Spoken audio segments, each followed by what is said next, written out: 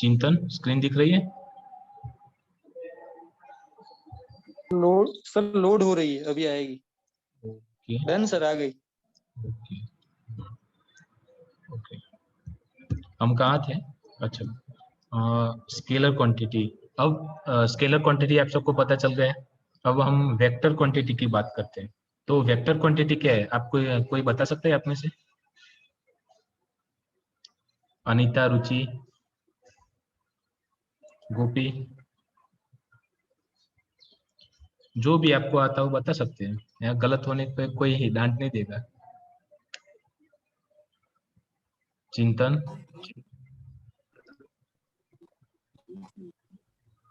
Sir vector मतलब सदिश, जिसके पास वैल्यू और डायरेक्शन दोनों होता है। सही है, चलो। तो वेक्टर क्वांटिटी में क्या होता है कि जिसके पास मैग्नीट्यूड और डायरेक्शन दोनों होती है। ओके, तो मैग्नीट्यूड और डायरेक्शन, मैग्नीट्यूड मतलब क्या है कि कोई चीज का मास, वेलोसिटी, फोर्स, हम जो भी चीज लेते हैं उसको मैग्नीट्यूड बोलते हैं। और उसकी डायरेक्शन, लाइक ये एग्जांपल है, इसमें हम शेप की बात करें तो शेप के पास क्या है, मास है उसका, और वो डायरेक्ट कोई डायरेक्शन में अप डाउन हो रहा है। देखो इस कांटे के ऊपर नीचे आएगा तब इसमें कुछ क्वांटिटी हमें दिखाई देगी, तो हम इसको वेक्टर क्वांटिटी कह सकते हैं। और ये अनदर टाइप्स ऑफ वेक्टर है। कैसे कि इन वेक्टर के एग्जांपल से हमें पता चल सकता है कि वेक्टर क्या कहना चाहते हैं। फिगर 1 में देखे, एग्जांपल 1, उसमें दो फिगर है, एक लंबा है और एक छोटा है, जिसका मीनिंग क्या है कि वेक्टर ए एंड बी, उसके पास डायरेक्शन सेम है, मतलब उसका मैग्नीट्यूड अलग अलग है। हम देख सकते हैं इसमें उसका एक का मैग्नीट्यूड ज्यादा है, दूसरे का कम है। तो हम ऐसा कह सकते हैं कि A is not equal to B. That means कि ए और बी सिमिलर नहीं है। ओके, अब आप एग्जांपल 2 में क्या देख सकते हो, vector A and vector B के पास सेम मैग्नीट्यूड है मगर उसके डायरेक्शन डिफरेंट है। तो भी हम ऐसा कह सकते हैं ए और बी दोनों की वैल्यू सेम नहीं है। अब आप एग्जांपल 3 में देख सकते हो, वेक्टर ए और बी दोनों के पास सेम डायरेक्शन और मैग्नीट्यूड है, तो ए और बी की वैल्यू हमेशा कैसे होगी, सेम ही होगी। ओके, सो नाउ अब हम नेक्स्ट टॉपिक के हमारे जाए जो सिलेबस का है, वो है टेंसर। ओके, अब टेंसर की बात करें तो टेंसर क्या है? तो tensor are associated with the magnitude and two or more direction. तो टेंसर क्या है, उसके पास मैग्नीट्यूड तो है स्केलर और वेक्टर के जैसे, मगर दो और दो से ज्यादा डायरेक्शन हो सकती है। जैसे कि हम ये क्यूबिक स्ट्रक्चर आपको दिख रहा होगा नीचे, तो ये स्ट्रक्चर में आपको क्या दिख रहा है, x direction, sorry x1 direction, x2 direction है, x3 डायरेक्शन। उसके ऊपर आप मास, फोर्स कुछ भी लगाओ तो मैग्नेटिक तो उसके पास है ही, और उसकी डायरेक्शन दो और दो से ज्यादा भी है। समझ में आया ना? उसके एक दूसरा example low, stress of elastic solid. आपके पास, आपने वो रबर बैंड देखा होगा जो सबके पास होता है, वो रबर आप खींचो तो लेफ्ट से भी खींचते हैं और राइट से भी खींचते हैं, तो उसके ऊपर क्या लगता है, तनाव लगता है। और कौन कौन सी डायरेक्शन में लगता है, लेफ्ट साइड और राइट साइड, बोथ साइड लगता है। ओके, समझ में आया आप सबको? हाँ या ना बोल दीजिए। चिंतन, हाँ सर। समझ में यस आया ना? सर। ओके, सो टेंसर एकदम इजी चीज है, मगर हम टेंसर की दूसरी क्वांटिटीज की बात करते हैं तो उसका रैंक आता है। अब रैंक कैसे डिसाइड करेंगे? तो देखो, पहले हम स्केलर कोई प्रोडक्ट लें तो स्केलर प्रोडक्ट कैसा होता है, एक मिनट, नेक्स्ट स्क्रीन। ओके, देखो ये आप फर्स्ट जो बॉक्स देख रहे हैं लेफ्ट में छोटा वाला, वो स्केलर प्रोडक्ट है, अब दिख रहा है सबको? तो ये बॉक्स इतना, मतलब एक पॉइंट ही है सिर्फ, जिसका रैंक 0 कहते हैं। क्यों? क्योंकि उसके पास सिर्फ मैग्नीट्यूड है, उसके पास डायरेक्शन नहीं है। समझे? फिर आता है वेक्टर प्रोडक्ट की बात करें। अब वेक्टर के पास देखो, डायरेक्शन भी है और मैग्नीट्यूड भी है।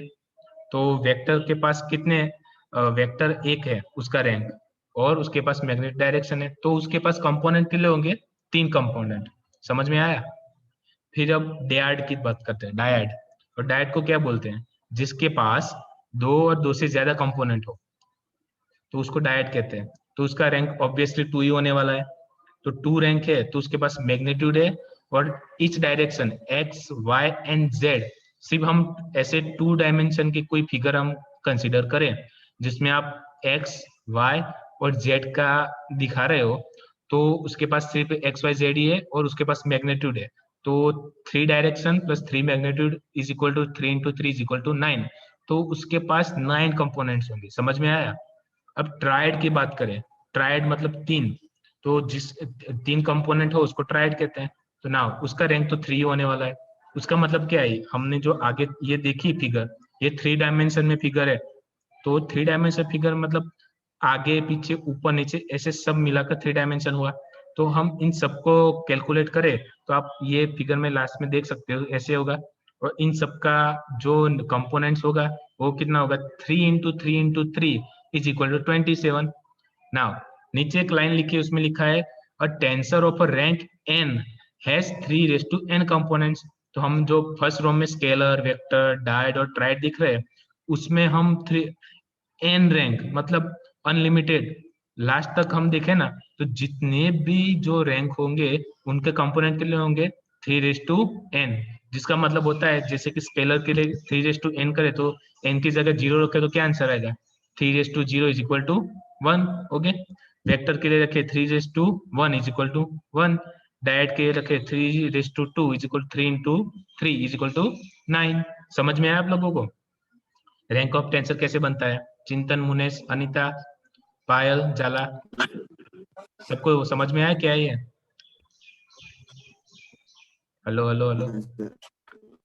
ओके, मेरी आवाज आ रहा है ना ठीक से?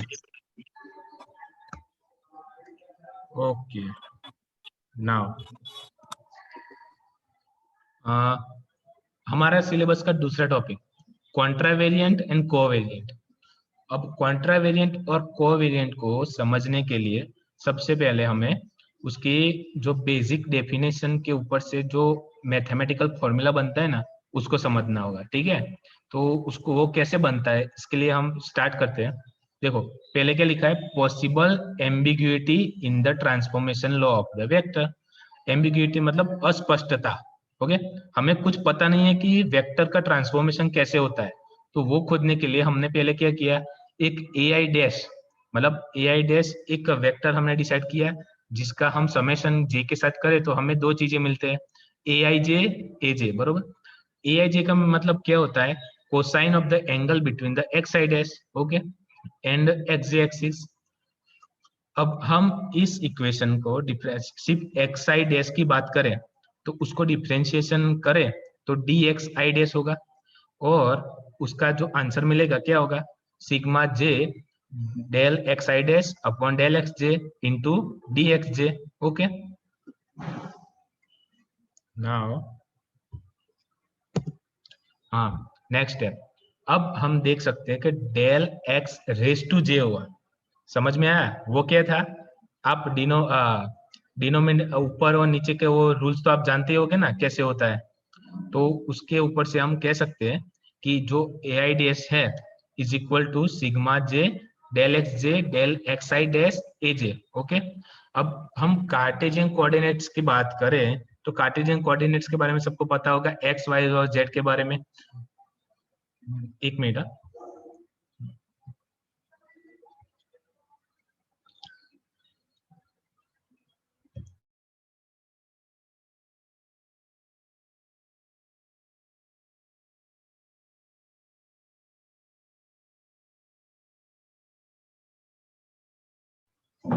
हेलो हेलो हेलो, आवाज आ रही है ना मेरी?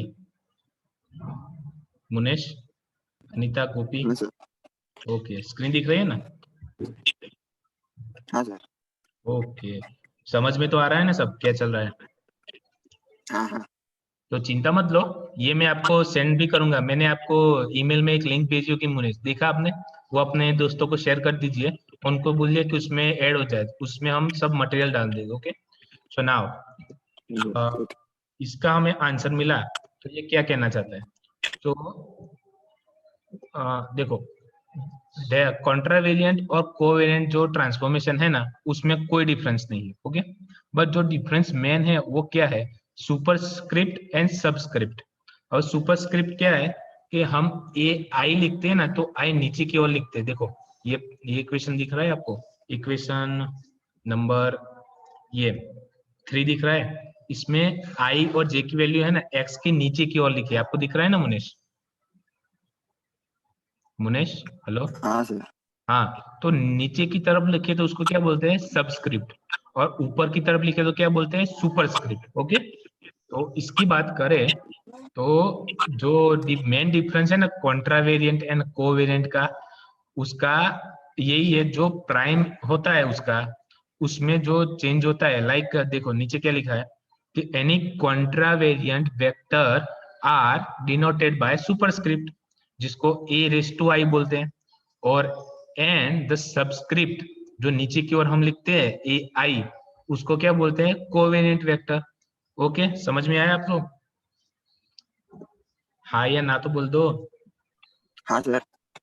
ओके, सो नाउ हमारे आज का last topic, addition and subtraction of transition. अब नाउ एडिशन का मतलब तो आप सबको पता है, प्लस करना। ओके, तो वो जो हम हमारे डेली लाइफ में जैसे A plus B is equal to C करते हैं ना, तो टेंसर में भी वैसे होता है, मगर सुपरस्क्रिप्ट में।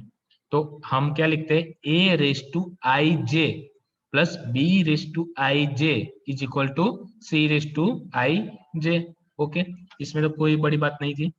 और हम उसका ए और बी का रैंक जो हम फाइंड करें ना, तो उसका रैंक सेम होगा। और जो कोई स्पेस के बारे में हम एक्सप्रेस करें, तो उसका जो नंबर ऑफ डायमेंशन होगा वो भी सेम होगा।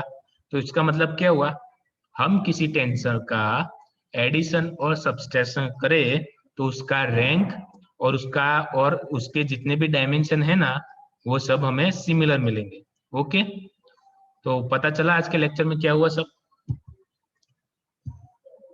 मुनेश? हाँ सर।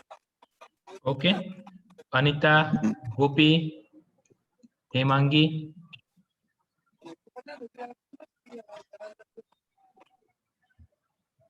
हेलो हेलो हेलो, सुन तो रहे